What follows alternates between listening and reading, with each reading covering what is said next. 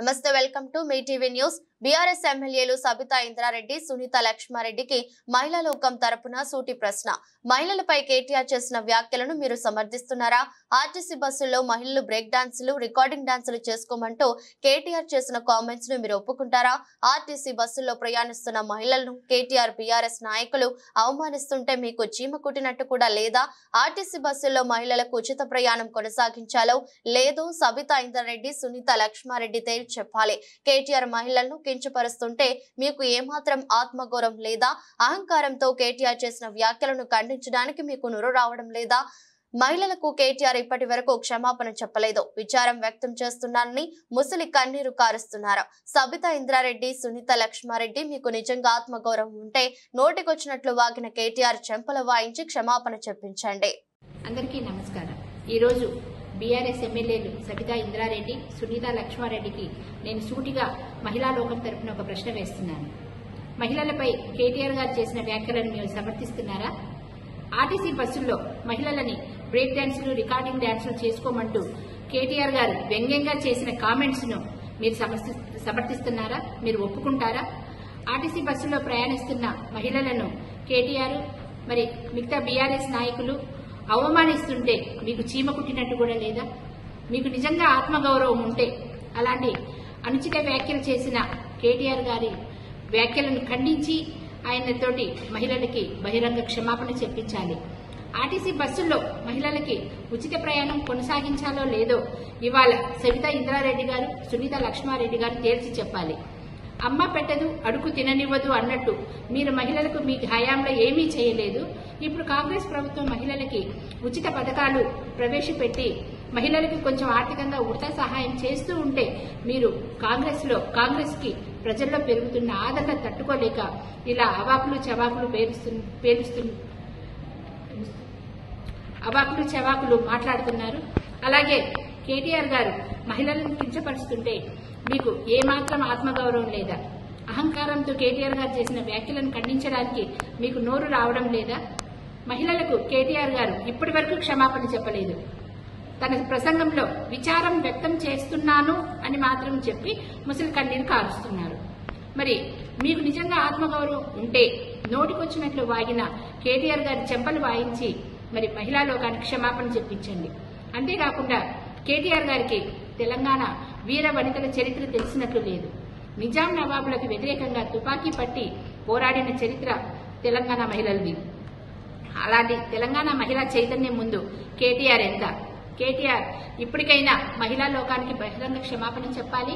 అలాగే ఇలా కాంగ్రెస్ కి ప్రజల్లో పెరుగుతున్న ఆదరణని డైవర్ట్ చేసే దిశగా డైవర్షన్ రాజకీయాలు నడిపేది మీరు, మేము కాదు. ఇలాంటి మీరు నిజంగా మహిళల మీద అంత మీకు ఆదరణ, గౌరవం ఉంటే మరి ఖచ్చితంగా మీ మంత్రివర్గంలో ఎంతమంది మహిళలకి మీరు మంత్రులను చేశారో మరి ఇవాళ తెలియాల్సిన అవసరం ఉంది. అలాగే మరి ఇంకొకటి చెప్తున్నా, నేను ఇప్పటికైనా సరే మరి మా మంత్రులని, ముఖ్యంగా మా మహిళా మంత్రులని మీరు ఎప్పటికప్పుడు విమర్శిస్తూ వస్తున్నారు. మరి ఇది మానుకోవాలి.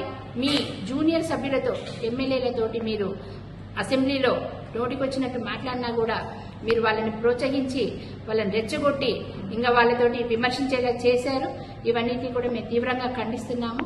ఈరోజు మరి ఇంకొకటి, మీ ప్రసంగంలో రికార్డింగ్ డాన్సులు, బ్రేక్ డాన్సులు అని ఆ మహిళలను కూడా మీరు, ఆ వృత్తిలో ఉన్న మహిళలను కూడా మీరు కించపరిచారు. వాళ్ళు ఏదో పొట్టకూటి కోసం, తిండి లేక, వాళ్ళేం సరదా కోసము మరి దేనికోసము ఒళ్ళు బలుపుతోటో వాళ్ళు చేయట్లేదండి. వాళ్ళ పొట్టకోటి కోసం నలుగురి ముందు రికార్డింగ్ డాన్సులు, బ్రేక్ డాన్సులు చేసుకుని బతుకుతున్నారు. మీకు చేతనైతే అలాంటి వాళ్ళకి సహాయం చేసి అలాంటి వాళ్ళని మీరు ఆ వృత్తి నుంచి బయటికి తీసుకొచ్చి గౌరవంగా బ్రతికేలాగా అవకాశాలు కల్పించాల్సింది పోయి వాళ్ళని కూడా మీరు అవమానిస్తున్నారు. ఇది మేము తీవ్రంగా ఖండిస్తున్నాము. అంతేకాకుండా మరి మహిళలకి ఎటువంటి న్యాయం జరగలేదు, 8 నెలల కాంగ్రెస్ పాలనలో అన్నారు. మరి మీరు చూస్తున్నారో లేదో, మరి మహిళలకి ఉచిత బస్సు ప్రయాణం ఇచ్చారు. అలాగే గ్యాస్ సిలిండర్ 500 రూపాయలకి ఇవ్వడం జరిగింది. అంతేకాకుండా విద్యా విషయానికి వస్తే విద్య పూర్తిగా అటకెక్కిందన్నారు. మీరు చూస్తున్నారా? స్కూల్స్ కి ఎంత డెవలప్మెంట్ చేస్తున్నారో చూస్తున్నారా? అలాగే స్కూల్స్ నిర్వహణ కూడా మహిళలకే అప్పగించారు. ఎందుకంటే మహిళలైతేనే మరి జాగ్రత్తగా స్కూల్స్ ని కాపాడతారు, పిల్లల బాగోగులు చూసుకుంటారు అన్నట్టు మరి అమ్మ ఆదర్శ కమిటీలను ఏర్పాటు చేసి వాళ్ళకే బాధ్యతలు అప్పగించారు. స్కూల్ యూనిఫామ్స్ కుట్టడం దగ్గర నుంచి స్కూల్ బాగోగులు చూసుకోవడము, అలాగే స్కూల్కి చిన్న చిన్న మరమ్మతులు చేయడం కూడా ఆ కమిటీలకే అప్పగించడం జరిగింది. అలాగే స్వయం సహాయక గ్రూపులకే మరి ఇందిరమ్మ క్యాంటీన్లు అప్పగించడం జరిగింది. అంతేకాకుండా వాళ్ళకే ప్రతి గ్రామంలో కూడా మీ సేవా కేంద్రాలు నిర్వహించుకోవడానికి వాళ్ళకి ఎంపిక చేయడం జరిగింది. ఇన్ని చేస్తా ఉంటే మరి మీరు ఎక్కడ చూస్తున్నారో, మరి ఏం ఫాలో అవుతున్నారో మీకే తెలియాలి.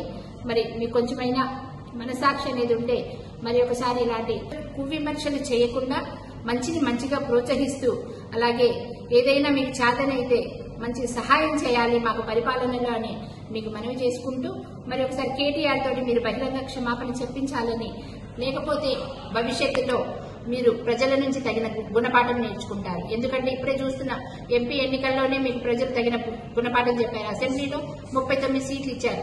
అదే ఎంపీ ఎలక్షన్స్ వచ్చేటప్పటికి మీకు వచ్చింది గుండు 0. కనుక మీరు ఇప్పటికైనా మీ బుద్ధి మార్చుకొని మాకు పాలనలో మాకు సహాయం చేయాలని మరి ప్రజలందరి తరఫున కోరుతున్నాను.